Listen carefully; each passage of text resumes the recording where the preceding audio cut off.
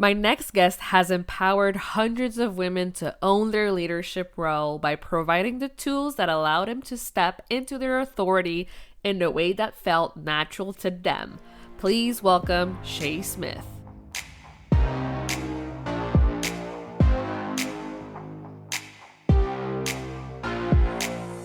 Welcome to the Powerful Female Leaders Podcast. I'm your host, Anna Patricia Bourgeois, certified business coach. I'm here to help you up-level, generate consistent wealth, increase your confidence, attract dream clients, and master your mindset so that you can fully own your power and achieve next-level results in your online business and beyond. Every week, a powerful conversation will take place with amazing guests, or I'll share from my experience to help inspire you to start and scale the business of your dreams while being powerfully you. The time has come to stop playing small, stop hiding, and stop waiting. Now is the perfect time for you to passionately pursue your heart's desire as the powerful leader you were born to be. Are you ready? Let's do this. Hello, everyone, and welcome to another episode of the Powerful Female Leaders Podcast. I know that since 2014, you have been empowering hundreds of women to own their leadership role by providing them tools that allows them to step into their authority that feels natural to them. So I want you to start with how you got into that line of work and why are you so passionate about what you do? Well, I have absolutely just loved leadership since I was a little girl. Ever since we were able to join like student council, it was just always a part of my life and something that I really enjoyed, being able to be in a position to help other people kind of find their way. And so with that, I was in the entertainment industry and just found myself continually in a spot to lead other teams and other people. And then in 2014, I started working with a company where I was in a position to help women start businesses in the clean beauty space. And again, found myself in leadership. But what I was seeing is that there was a really lack in the training and the support, specifically for women who weren't seeking out a leadership role. And so I really started to be able to use my skills to help them kind of find their way. I love that. Yeah, you call that accidental leaders, right? Yes. And so I think there's so many times when we're in positions, whether it's in the home where, maybe they're running a household or their families, or in different positions where maybe you have kind of just followed the open doors or maybe started your own business and then all of a sudden you have a team. So it might not have been the goal. And it's kind of a misnomer because I wouldn't say it's an accident that you have found yourself in a leadership role, but it's something that, you can kind of identify like, okay, I didn't really intend to do this, but I think it's all for a reason. Yeah. Oh my gosh. I love that you said that because I do believe everything that happens is for a reason. And I feel like Absolutely. when we're pushed towards those edges of like being like, wow, like I've never done this before, we're getting outside our comfort zone. What do you feel is like the biggest thing that actually happens in our mindset or in our lives when we are put in that position? So I think it can be tough, getting into that position because especially if it wasn't your intention, you were just taking the next best step. Maybe you weren't prepared for it or you don't feel prepared for it. Yet I think it is almost 100% a mindset issue because really when we stop long enough to look at what events came together to get you into that position, what training you've had, what life experiences you've had, the support you've had really has set you up a lot better than you might imagine. But the problem is we're all moving so fast that it's hard to take that time, even, a few minutes in a day to stop and really think, okay. And then as women, often there's a struggle of wanting to own it. All those imposter thoughts come in of, well, so-and-so's done this. And we have so much access to other people, right? We see highlight reels. And as much as we can know that going into it, it still creeps in, right? Those little lies that come in. And so I think we're battling a lot when we get, sit down at the table to say, oh, I'm a leader. I'm totally meant to be here. This is what my dream is. It's not as natural, right? Yeah, exactly. Oh, yes, I love this so much. And I also know you talk a lot about automations and systems. So where does that come into play? So for me, that comes into play because a leader has a lot on her plate. And oftentimes if your dream really was that business or that passion project, you're in it, right? You're in the Yeah. stuff that's gotten you to what you want to be doing and the impact that you want to make. And it can be a little difficult to want to let go of some of just the stuff of your business. Maybe it's client communication or Mm-hmm. just your standard operating procedures, all that kind of things. But a way that you can support yourself is really automate and create systems so that you can spend less time in that stuff and more time with the people that you're leading, the team that you're leading, the impact Mm. driven services that you're leading. And it really is a way for you to continue to connect with your clients and prospective clients in a way that's meaningful but Yeah. doesn't require you to be on 24/7. Yeah, like I do feel like there's this hustle culture right now going on where we get this badge of honor if we're like working all the time and doing all the things. Oh, yeah, I So, know. I'm so over it. I'm so over the yeah. hustle culture. It's just not necessary. It's not the life we were meant to live. We're going to No. burn out. There's no way to not burn out if you just Mhm. constantly feel that hustle. And there's a difference between being in growth mode, right? There's Mhm. seasons where you can push a little harder. Maybe you have a little bit more work than play, and that's okay too if it's for a season, if you plan for it. But when we Mm. just kind of roll through everything and think, I just have to do it, I just have to do it, then that's where we get into trouble, right? And I've been there. I can speak from experience. I spent Yeah. years, leaving the entertainment industry because I was working so much that I hardly saw my Mm. family, to then Wow. running my own business where then I was with my family, but not present with them ever because I was, hustling so much. Mm. Yes. So let's talk about that because I feel like a lot of entrepreneurs and coaches and service providers who are listening to this, like, might maybe they are in this position right now where they cannot feel like they can be present. Like they're always thinking about the next move, thinking about the next achievement, thinking about the next thing. So, what would you tell them? Like, if they're listening to this, like, what would you be like the biggest piece of wisdom that you could share with them? I think one of the most underutilized strategies in business is celebration. And Mm. I think that is because we, like you said, are always looking for the next thing. And that's okay. It's okay to dream. It's okay to push. You're likely an entrepreneur or a service provider because you have something that other people need and you're excited to connect with them and share that with them and help them. And Mm-hmm. that's all well and good. But what happens is that we keep pushing and pushing and pushing, and we get to this big goal. And like I said, maybe you've made some sacrifices along the way, with your time or your family or whatever it is. And then you've reached that goal, and then you immediately start thinking of the next goal, right? And Mm-hmm. so, not only for these big milestones, but all the little things that come together to get you moving forward. And so, I really encourage entrepreneurs to practice celebration every single week. If there's one place in your week that you can do it, just take stock of what has gone right in the last week. And it could even be as simple as, you know what, I had to call the phone company to negotiate my bill or look at a price or whatever. And those are like the worst phone calls, right? No one Mm, wants to do yeah. that and spend their time that way. Super not fun. You usually don't get everything you want. But even celebrating, okay, I made that phone call. I got through the enrollment for whatever program. I was able to connect with a new client or solve a problem. It sounds simple and it sounds like it's not as big of an impact as some of the big sales that we hear about, right? Mm-hmm. Yet it is something that is going to keep you forward and keep your mindset towards what you've already accomplished. And I think when you are really in that space where you are kind of building a staircase, if you will, where Mm-hmm. each week, you're celebrating these little wins, that's going to sustain you in a very meaningful way to get to those really, really big goals that you have instead Yeah. of waiting until those big milestones. It keeps you postured towards remembering, look, I am making impact today. I am doing big things today. I am doing meaningful work today. And then that way, when you get to those big milestones, you also get to celebrate that as well, but it's not the only time, right? And I think when we Mm. are so struggling to kind of honor that along the way, that process, we Mm-hmm. miss the growth, we miss what is happening right now, and it leaves us feeling like we're not doing anything, right? We're never going to get there. And that's not where we want to Mm. be. Yes. I love this conversation so much. You're so amazing. I'm so glad you're here. And yeah, I also follow you on Instagram and I love your reels. They're so entertaining. And Oh my goodness. yeah, I love it so much. And I know there's this one post where you talk about motivation being overrated. So let's talk about like discipline and motivation. Like what is the difference? Yeah, let's dive deep into that. I think so often, people feel like, oh, I just have to wake up motivated and Mm. so excited, and I'm going to have this beautiful breakfast and these beautiful things.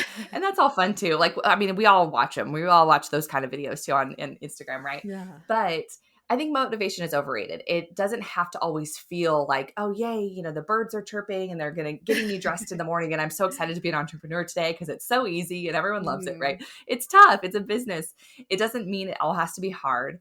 But I Mhm. think staying consistent, being disciplined, and again, when you have your systems and some automations in place, that will also support you. So those days that you don't really feel like it, it's okay Mm. because the weight isn't on you feeling 100% positive in your business, right? There's going to be Mm. doubt. There's going to be questions. There's going to be those imposter thoughts. And I would say that if you have those, you are in the right spot, because you're pushing, you're growing, you're doing something nobody else can do from your Mhm. position and for your community, right? And so it's natural to have that. And it's okay. So Yeah. you got to kind of plan for it and don't feel so bad if it's not, this beautiful feeling good motivation every single day of the week because that's not how we're wired, right? It's okay. Yeah, exactly. It's totally fine. And I know that you said that like consistency is your middle name. So like besides like those systems and operations in place, like what would you say is the number one thing that helps you be consistent? I think knowing that I'm not going to know how it all plays out every single step of the way is what Mhm. allows me to be consistent. I really Mm. struggled for years, for most of my life, really, of feeling like, well, if I make this decision, I can see this whole ripple effect and then that'll happen, or maybe it won't happen. And I just really had to let that go and take the next best Yeah. step. And also know that on the other end, if I look back, hindsight feels like it's 2020, but you have to remember like you just have to take the next best step with the information that you have at the time. And that's okay. And it really gave me a Mm. lot of freedom. And so I think it's something that I've just had to practice over the years because I will say it's really tough to kind of break that habit of feeling maybe not that you have to be perfect to put it out there, Mhm. but at least really put together, really have a robust plan. And it's okay. It's okay to pivot. If the last couple Mhm. of years has taught us anything, we know that we can handle hard things Yeah. and make changes.